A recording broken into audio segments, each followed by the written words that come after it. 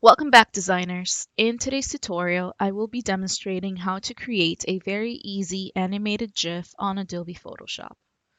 To get started, we're going to click New File. We're going to select the Web preset. I'm going to select Web Minimum. I'm going to call this Animated GIF.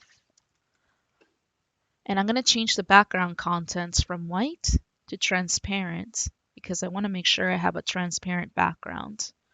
Then I'm going to click Create. This will be a really small file size because, as you know, animated GIF files are limited in their scope of color, and the whole idea is to put them on the web or to put them on social media, so we don't want the file size to be excessively big. With that being said, we're going to use our type tool, and I'm actually going to go and just write out my name. I'm going to do so by taking each individual letter form and putting it on a separate layer. I want to make sure it's nice and big, and I'm selecting an interesting bold font. You want to select a font that maybe represents you in some way, shape, or form. And if you have any effects that you guys would like to apply to your name, this would be the time to do it before we start duplicating these layers and doing each of the letters of your name. I'm going to go to FX at the bottom of my layers panel. I'm going to select a gradient overlay. And I'm going to keep a simple gradient because, as you guys know, the animated GIF files are limited to 256 colors, so you don't want to overdo it with the colors because it's not going to show in your final result. It's going to look a little grainy. I'm going to apply a stroke, and then why not, I'll add some bevel and emboss effects. Then I'm going to click OK to save my changes. Now what I'm going to do is I'm going to hit Ctrl J, and I'm going to duplicate this letter E. It's duplicated, it's just kind of hiding under it, so I have to use my move tool and drag. And I'm going to place the next letter in a different place on the document. And I'm going to keep duplicating until I have all of the letters of my name. Okay, as you guys know, my full name is Elizabeth, but I'm going to keep it at Eliza just because I'm lazy. Now to actually go and animate each of these layers, I'm going to go to the Window menu at the top of my workspace and open up the Timeline panel. There's two different Timeline panel options that you can select from. If I was working with video, I could select from the video timeline, but I'm actually going to be working from the independent layers I just created. So I'm going to select the option that says Create Frame Animation. And I'm going to make sure that I click, if you guys look at where the arrow is pointing, click inside of the actual frame that says Frame Animation.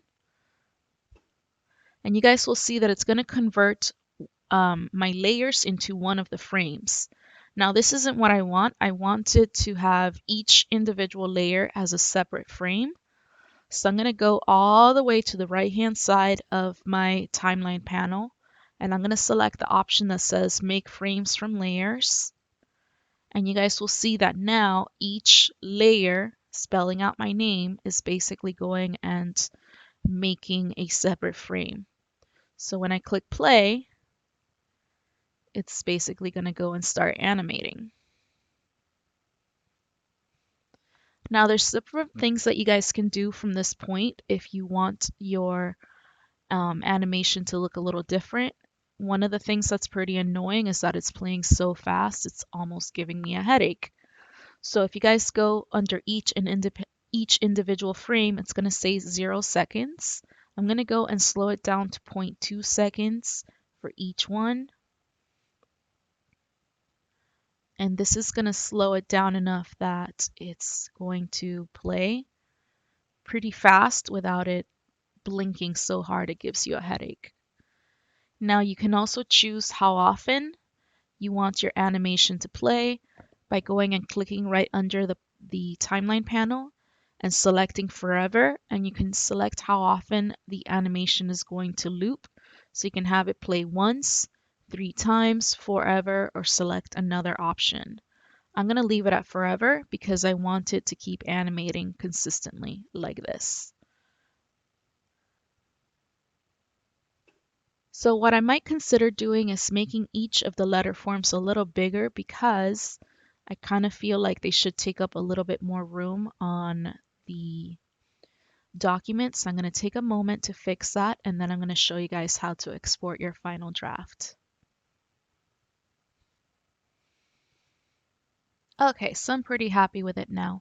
To export your final draft, you're going to go to the File menu at the top of your workspace. You're going to select the option that says Export. You're going to select Save for Web Legacy.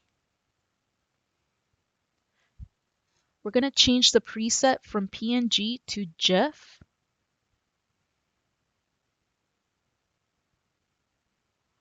You can see all of the different colors that are being used throughout the animation here. If you wanted to, you could reduce the file size even further by going and resetting the width and the height, but for now I'm just going to leave it as is. And you can also click on the animation play here to preview what the animation looks like before you export it. For now, I'm going to click Save. I'm going to save it to my desktop. You guys can also save it to your flash drives or whatever destination you want. I'm going to click Save again.